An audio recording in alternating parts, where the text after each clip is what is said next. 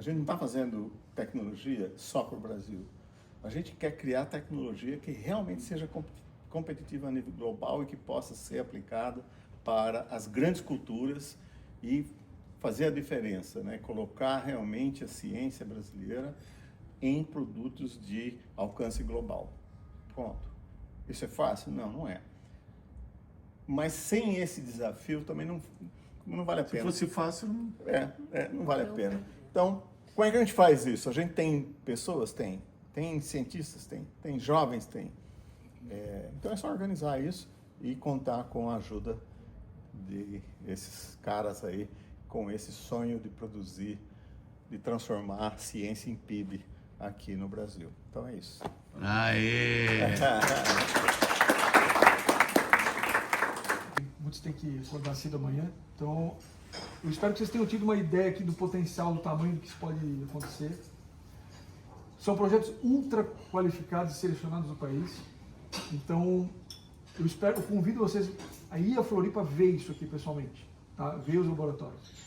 Tenho certeza que a gente está super preparado tecnicamente para responder qualquer tipo de dúvida técnica aprofundada que for necessário. E se for falar de negócios, a gente tem estratégia muito bem desenhada do que a gente quer fazer. Não vai dar para abordar tudo hoje, mas a gente está à disposição. Tá? Como é que a gente entra em contato com o teoricamente tem algum interesse, deveria ter algum royalty de volta. A USP tem uma patente importante do Vonal, Flash, vocês conhecem, mas a gente não tem um royalty importante vindo de patentes que justifique a gente travar todos os processos. Nem a gente, nem nenhum lugar do mundo. O MIT não vive de patente. Então a minha função acaba sendo essa. É claro que eu fui vencido pelo sistema, mas abre-se algumas portas. A gente tem alguns procuradores que entendem que isso funciona, tem o marco legal que ajuda, tem exatamente o que você falou, o olhar atento de quem está investindo para saber se aquilo não vai travar o processo, que é super importante o que você está perguntando. Mas aí fui convidado para ir para a FAPESP. Estou na FAPESP há 6 anos, tocando o programa dos PIPs, das startups, de investimento em startup. E é um programa interessante porque é um programa de fundo perdido, que entende que o ecossistema tem que ser formatado, ele tem que se investir nessas empresas de base tecnológica precocemente, e cada vez tem uma maturidade maior, entendendo que também precisa ter um ecossistema para receber esse investimento. Não adianta você colocar um monte de dinheiro na universidade, nem um monte de dinheiro na fase final, existe uma jornada inteira. O FAPESP tem uma dificuldade grande de navegar nisso, por ser uma agência de pesquisa, e como é que você fala que desenvolvimento tecnológico, clinical trial, é pesquisa, quando de vez em quando pesquisa é entendido como descoberta de coisas novas na bancada. Mas as novas diretorias, os conselhos administrativos, os conselhos consultivos da FAPESP vão nessa direção. Então a FAPESP hoje dedica de 10% a 15% do orçamento de 2 bi por ano para a inovação. Mais ou menos 220, 230 milhões por ano, o que é mais ou menos um projeto por dia aprovado. Mas é uma avaliação insana de projetos em todas as áreas, com uma demanda de que isso escale, que nas áreas mandem mais projetos. A última chamada da FAPESP é uma chamada que se chama Jornada, e que é aberta, primeiro foi aberta para agro, tiveram lá 300 propostas submetidas, agora está aberta para saúde, e isso demanda uma pré-proposta.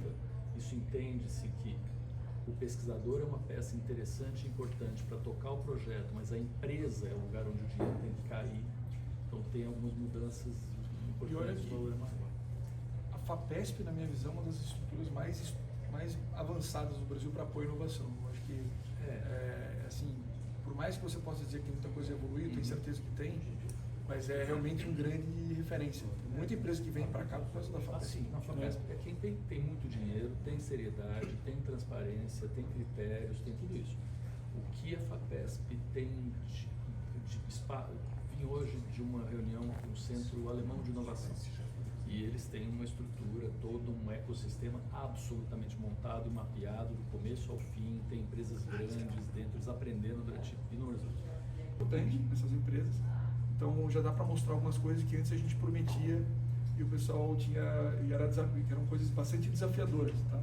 Então eu convido todos aqui, em dia 25 e 26 de maio, a gente faz anualmente um encontro lá em Florianópolis chamado Vesper Annual Meeting, tá?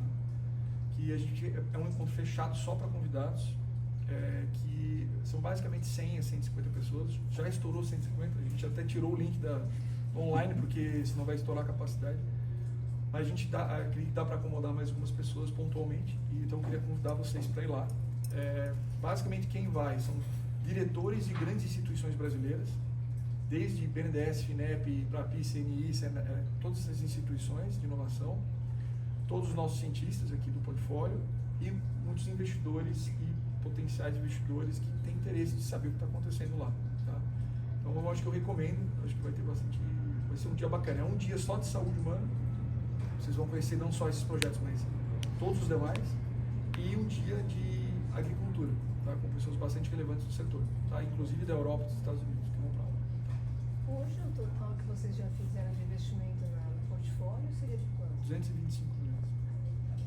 Esse é o capital que a gente já levantou.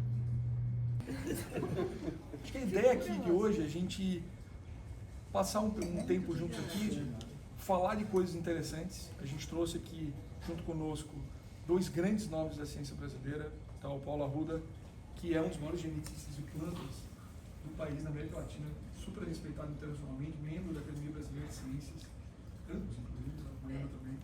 E ele lidera hoje a Inedita Bio, que é uma empresa que está trabalhando com realmente desenvolvimentos muito incríveis para a área de agricultura, desenvolvendo plantas que têm resistência biológica a fungos, por exemplo, e outras tecnologias que ele vai falar já já.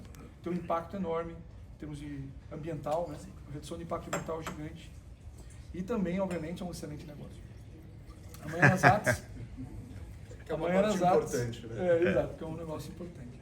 Eu acho que aqui a ideia é da gente mostrar que a gente pode... né, Gabriel? O Dia Jones, que é o grande cientista também. É boa. Por isso se apresenta. O Paulo Arruda, eu vou querer que vocês se apresentem, obviamente. O Paulo Arruda, só para vocês saberem, ele, há 15 anos atrás, ele cofundou e liderou cientificamente uma empresa na Unicamp. Ele foi professor da Unicamp durante praticamente a vida toda. E liderou a criação de uma empresa chamada Lelix e uma outra empresa chamada Canavialis. Então, a Lelix Applied Genomics e Canavialis, junto com a Votorantim. E eles venderam, há 15 anos atrás, para Monsanto, depois a Bayer comprou, por 290 milhões de dólares. Tá? Um case de biotech importante aqui do Brasil. E a gente está também com a Mariana Zatz, que, para quem não conhece ainda, né, porque ela é muito conhecida, né, ela... Uhul! Eu sou o cara da cenografia e do vídeo. Você viu? Eu sou igual, né? Ambos, obviamente, têm um currículo enorme, né? Mas eu acho que, primeiro, são 2 pessoas queridíssimas, pessoas muito inteligentes, muito capacitadas, muito sérias. Patriota, a Mariana, né? Sem dúvida, a Mariana ela está entre as maiores referências de genética humana do mundo, não só do Brasil, tá? E ela tem especial conhecimento nas áreas de distrofia muscular, na área de Zika vírus, né? E também agora, recentemente, num super projeto, né, que também tem a participação aqui do Luiz Caires, que é o presidente da Bayer, num projeto chamado XenoBR, que está aqui no IPT de São Paulo, que está fazendo os primeiros clones de porcos para fazer órgãos em laboratórios para poder ajudar pacientes hoje que ficam na fila de espera. Tá?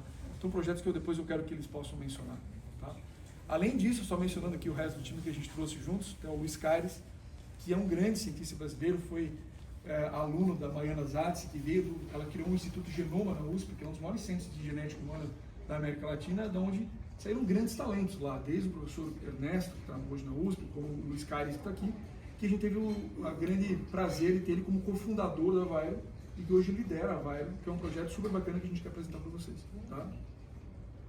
Além disso, tem aqui a Juliana Wojciechowicz, que ela é uma pessoa que trabalha na Pivot Capital, que é uma empresa que ela fundou, junto com a Raquel, que assessoram a Vespa, tá? no matchmaking com alguns potenciais investidores, assessora a gente nos fundraisings. Tá? Está fazendo um excelente trabalho, eu conheço ela da Endeavor, que foi super bem recomendada, ela auxiliava a Endeavor por muitos anos a trazer embaixadores para a Endeavor, então ela está aqui com a gente também, filha de médicos também, do Albert Einstein, né, ortopedistas, então é uma pessoa muito qualificada.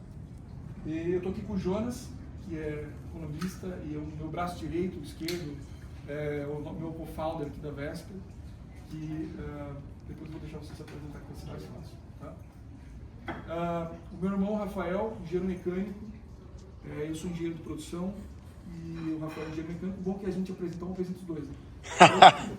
São gêmeos, não parece, mas... Nós fizemos engenharia em Florianópolis, como eu mencionei, minha família é originalmente de São Paulo, mas a gente fez engenharia em Florianópolis. E muito cedo na faculdade nós fomos para a Alemanha, trabalhar num instituto grande da Alemanha chamado Fraunhofer, né? Que é um MIT europeu, vamos dizer, né? E a gente trabalhou com várias tecnologias distintas, especialmente em tecnologias laser, né? Meu pai era oftalmologista, eu perguntei o que era laser, ele mandou a gente estudar, e a gente foi, né? E a gente trabalhou muito tempo lá em projetos bastante importantes, né?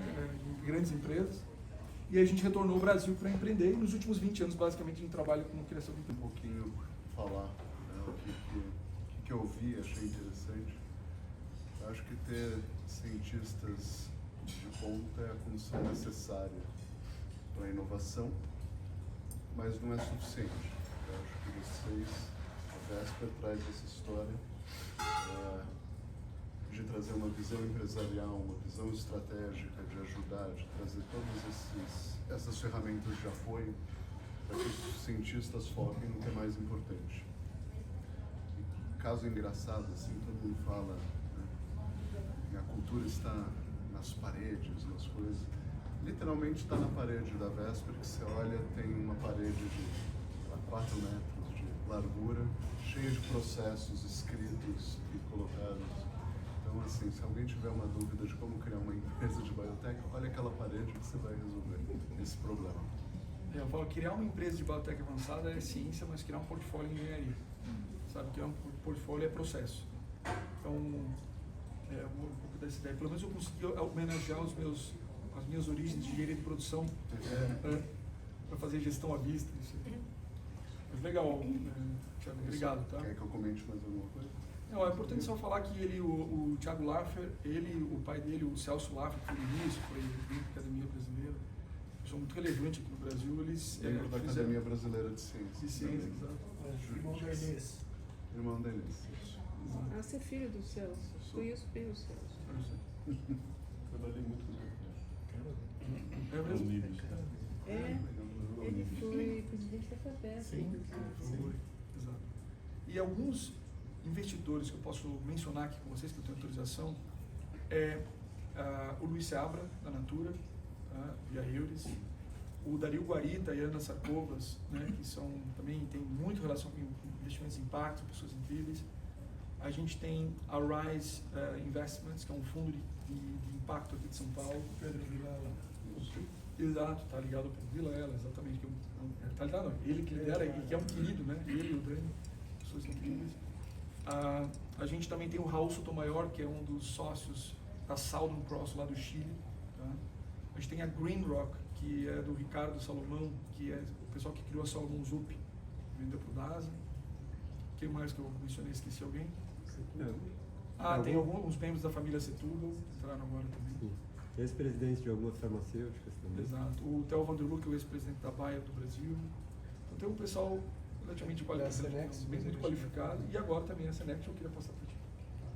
Boa noite, meu nome é André, sou sócio da Senex. Nós somos uma empresa de investimentos em Venture Capital, mas não somos um fundo, a gente investe capital proprietário, nós somos 8 sócios e a maioria dos sócios, 7 de nós fizemos carreira em consultoria principalmente, principalmente na Accenture.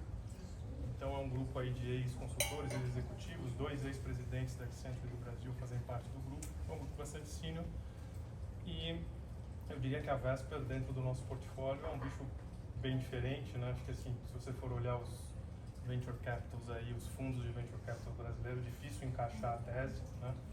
Porque a gente, enfim, tem maior, obviamente, flexibilidade, a decisão tá com os sócios, né? Então,